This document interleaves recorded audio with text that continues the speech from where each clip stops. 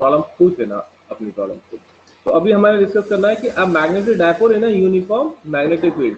देखो earlier we have discussed about the magnetic dipole in a sorry magnetic bar magnet in a magnetic field. हमने अभी जो discuss किया था bar magnet को डिस्कस किया था कल वाले उसमें एपिसोड में।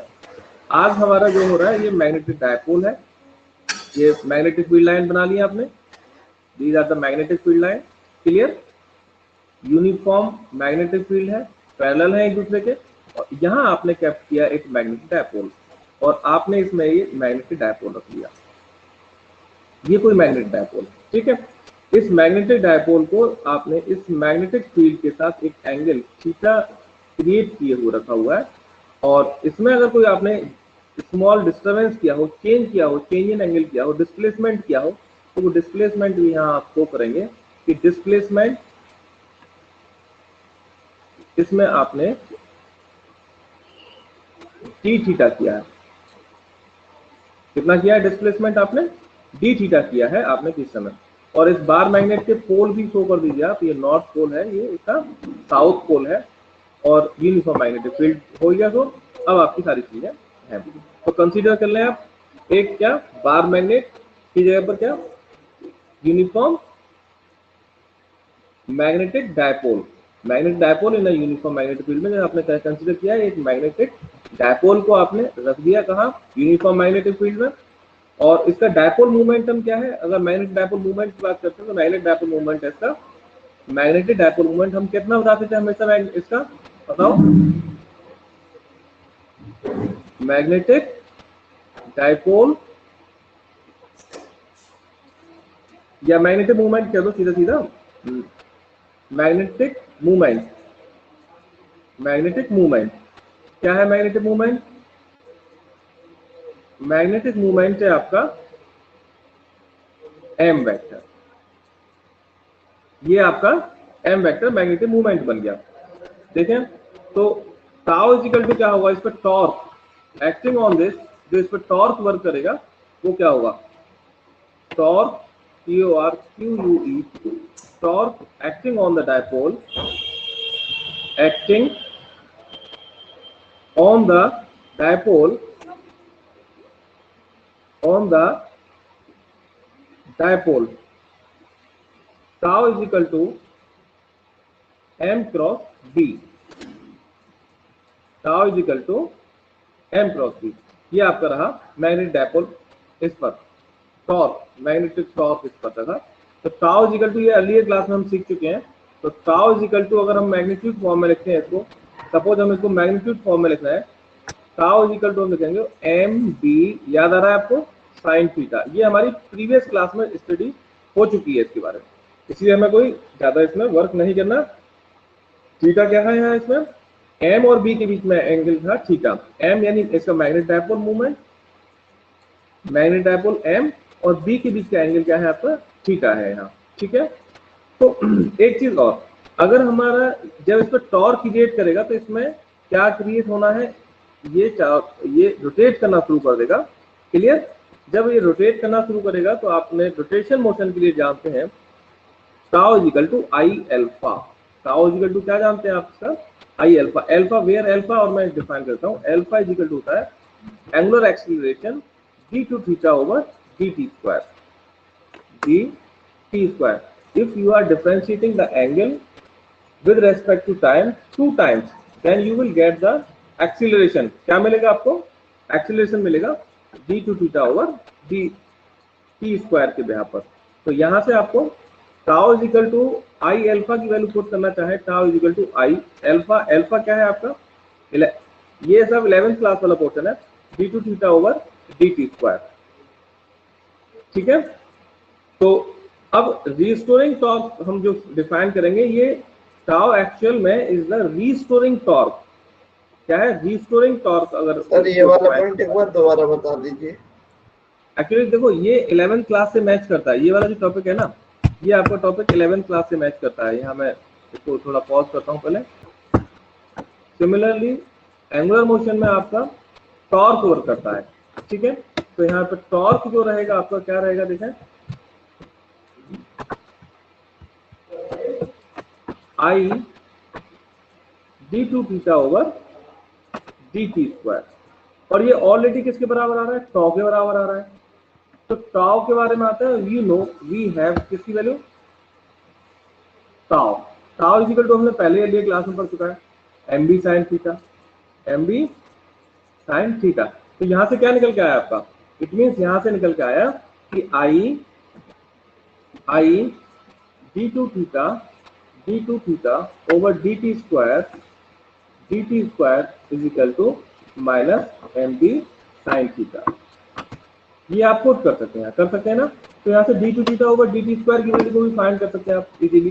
तो d two theta over D T square क्या निकल जाएगा, देखना, d two theta over D T square is equal to निकल के आएगा 1/i, माइनस में आएगा, ठीक है, आएगा ना।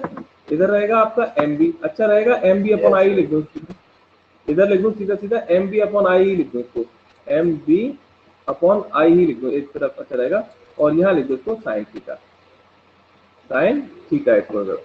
यहाँ से हम अगर बहुत स्मॉल उसकी बात करते हो, थीटा में बहुत ज्यादा कम चेंज हो, तो फॉर स्मॉल चेंज ये भी बात आपको 11th क्लास से याद आ रही होगी, small change in angle sine theta को क्या लिख सकते थे आप बताओ मुझे, जल्दी बताओ, साइन थीटा को क्या लिख सकते थे, थीटा लिख सकते थे ना। Yes sir. D two theta over D T square is equal to आपका M B over I into theta निकल के आया, क्या निकल के आया, D two theta over D T square is equal to M B upon I into theta. और ये भी आ रहा है नेगेटिव साइन का, कैसे, नेगेटिव साइन का। तो ये क्या रिप्रेजेंट कर रहा है, हार्मोनिक मोशन, दिस रिप्रेजेंट, ये सिंपल हार्मोनिक मोशन की वैल्यू आ रही है, ये इक्वेशन सिंपल हार्मोनिक मोशन की आ रही है, ऑक्सीलेशन वाले चैप्टर में पढ़ा था हमने 11th क्लास में। This represent simple harmonic motion, मैं लिखता हूं सिंपल हार्मोनिक मोशन, एसएम, ठीक है। whose जनरल इक्वेशन क्या रहेगी, whose जनरल इक्वेशन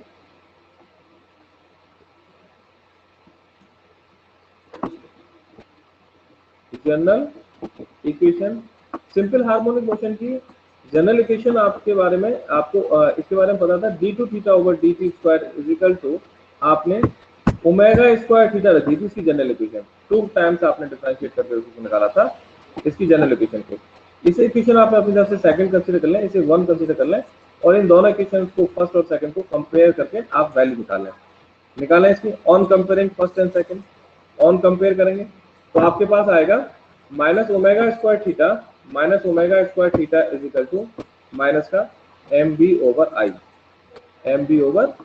आई, और यहाँ माइनस से आपका माइनस कैंसिल हो सकता है, क्या बचता है आपके पास, omega square is equal to M B over I theta, omega की वैल्यू क्या है आपको याद आ रहा है, ओमेगा की वैल्यू थी omega is equal to 2 pi over t, बताओ याद आती है वाली वैल्यू नहीं, omega is equal to 2 pi n लगाया था, omega is equal to 2 pi n जानते थे, 2 पाई एन या 2 पाई एफ भी कहते थे आप इसको, या 2 पाई एफ भी कहते थे, 2 पाई एफ फ्रीक्वेंसी है, frequency equal to 1 upon time period, ठीक है, तभी तो इक्वेशन आई थी omega equal to 2 pi upon t. तो ये क्या रहेगा, 2 pi over t equal to square root of m B over I theta, ठीक है। तो ये ओमेगा को स्क्वायर यहाँ से जब आप डिस्कस करेंगे तो ये इधर स्क्वायर रूट में कन्वर्ट हो जाएगा, या t इज इक्वल टू क्या आएगा, t is equal to 2 pi square root I theta over m B,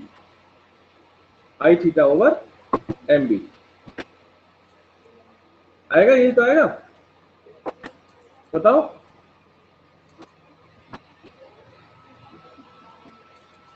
और एक और हमारा रह गया, एक और रह गया है ओमेगा स्क्वायर थीटा, यहाँ एक और थीटा और है, यहाँ क्या है आपका थीटा हो रहा है तो मेरे ये थीटा है, तो थीटा भी एक दूसरे से कैंसिल हो जाएंगे। ये जो थीटा है आपका, ये भी थीटा कैंसिल हो जाएगा, ये थीटा भी कैंसिल हो जाएगा यहाँ से, ये थीटा से थीटा कैंसिल हो जाएगा, तो फिर यहाँ पर ये थीटा आ रहा है, ये थीटा भी नहीं आएगा यहाँ। क्लियर? ये वाला जो थीटा है ये भी नहीं आएगा। तो t equal to 2 pi root I upon M B आपके पास फाइनल रिलेशन बचेगा उसके लिए, t equal to 2 pi root I upon M B. ये time period of simple pendulum के लिए भी निकल के आता है। अगर आप सिंपल पेंडुलम के टाइम पीरियड निकालना चाहें, ऑक्सीलेशन निकालना चाहें, तो थस द आप लिख सकते हैं यहाँ पर ऑक्सीलेशन एंड द ये जो क्या बोलते हैं उसको, डायपोल जो आपने रखा है, मैग्नेटिक डायपोल जो रखा है आपने, execute the simple harmonic motion with the time period of t equal to 2 pi I upon M b. आप ये भी कह पाएंगे कि ये जो आपने यहाँ पर मैग्नेटिक फील्ड में डायपोल रखा था, ये एक टाइम पीरियड t यानी 2 पाई is equal to t is equal to 2 pi root I upon M b से इसमें सिंपल हार्मोनिक मोशन को एग्जीक्यूट करेगा। ठीक है, तो यहाँ फ्रीक्वेंसी आपको निकालनी हो तो फ्रीक्वेंसी आप इक्वेशन दे सकते हैं, ओमेगा की वैल्यू दे सकते हैं, omega is equal to root M B upon I, केवल फ्रीक्वेंसी की इक्वेशन भी आप दे सकते हैं इसमें। दूसरा आपने टाइम पीरियड की निकालनी शुरू कर दी। अब आपके पास जो वर्क बच रहा है वो ये बच रहा है कि D two theta over D T square is equal to M B upon I की जनरल इक्वेशन ये कैसे निकल के आती है, D two theta over D two I की। चलो इसको हम वर्क करते हैं।